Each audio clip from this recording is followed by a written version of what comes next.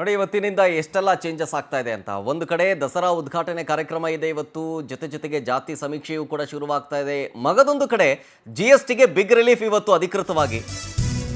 ಹಬ್ಬದ ಖುಷಿ ಡಬಲ್ ಆಗ್ತಾ ಇದೆ ಜನಸಾಮಾನ್ಯರಿಗೆ. ಇವತ್ತಿನಿಂದ ಹೊಸ GST ಸ್ಲ್ಯಾಬ್ಗಳು ಜಾರಿ ಆಗ್ತಾ ಇದೆ. ಇವತ್ತಿನಿಂದ ಹಲವು ಅಗತ್ಯ ವಸ್ತುಗಳ ದರದಲ್ಲಿ ಇಳಿಕೆ ಕಾಣ್ತಾ ಇದೆ. ಇವತ್ತಿನಿಂದ 5% ಮತ್ತು 18% ಸ್ಲ್ಯಾಬ್ ಅನ್ನ ಜಾರಿ ಮಾಡಲಾಗ್ತಾ ಇದೆ.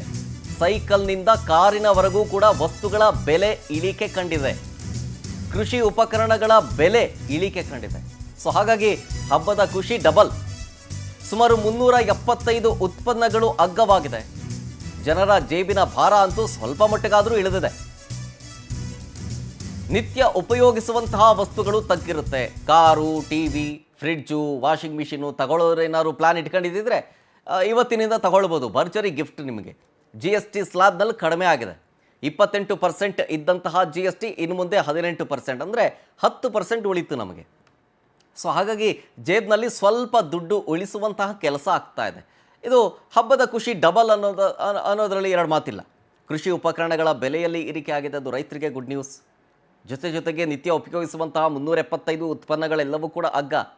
ಕಾರು, ಬೈಕು, ಸೈಕಲ್ಲು ಇದೆಲ್ಲವನ್ನೂ ಕೂಡ ನೀವು ತಗೊಳ್ಬೇಕು. ಫ್ರಿಡ್ಜು, ವಾಷಿಂಗ್ ಮಿಷಿನ್ನು, TV ಈ ಥರ ವಸ್ತುಗಳೆಲ್ಲವೂ ಕೂಡ GSTಯಲ್ಲಿ ಕಡಿಮೆ ಆಗಿರೋದ್ರಿಂದ ಸ್ವಲ್ಪ ದುಡ್ಡು ಸೇವ್ ಆಗುತ್ತೆ.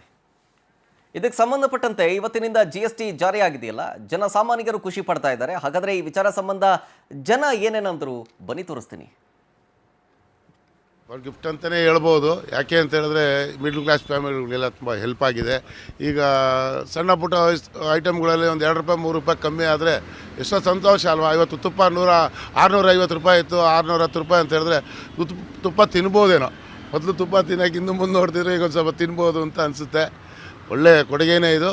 ಇನ್ನೂ ಮುಂದಕ್ಕೆ ಇನ್ನೂ ಸುಧಾರಣೆ ಆದರೆ ಇನ್ನೂ ಕೆಲವು ಐಟಮ್ಗಳೆಲ್ಲ ಇದಾವಮ್ಮ. ಇದು ಒಂದೇ ಬರೀ ತಿನ್ನೋ ಐಟಮಲ್ಲಿ ಆಗಿಬಿಟ್ರೆ ಆಗೋದಿಲ್ಲ.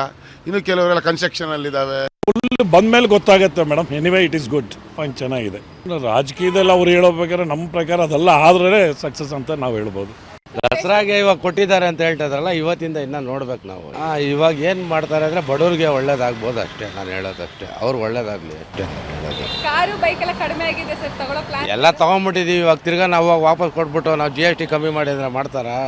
ಇಲ್ಲ ಅಲ್ವಾ. ಒಳ್ಳೆ ಕೆಲಸ ಮಾಡಿದ್ದಾರೆ. ಇನ್ನೂ ಮಾಡಬೇಕು. ಇನ್ನೂ ಬಡವರಿಗೆ ಇನ್ನೂ ಹೆಲ್ಪ್ ಆಗೋ ಥರ ಇನ್ನೂ ಒಳ್ಳೊಳ್ಳೆ ಕೆಲಸ ಮಾಡಬೇಕು. ಸರ್ ಮೆಡಿಸಿನ್ಸ್ ಮೇಲೆ ಕಡಿಮೆ ಮಾಡಿ. ಅದೇ ಅದು ತುಂಬ ಹೆಲ್ಪ್ ಆಗ್ತಾ ಇದೆ. ಅದು ಮಾಡಿರೋದ್ರಿಂದ ತುಂಬ ಹೆಲ್ಪ್.